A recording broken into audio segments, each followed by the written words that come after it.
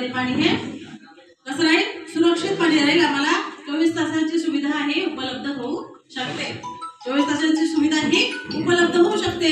मग आता ह्या पाणीपट्टीचे महत्व आपण समजून घेऊ या. पाणीपट्टीचे महत्व आपण समजून घेऊ या. समजून घ्यायचं. आता तुम्ही सांगितलं आम्ही पाणीपट्टी कर देतो, कारण आपण काय देतो, आपण सृजन आणि जागृत आहोत. का आपण सृजन आणि जागृत आहोत.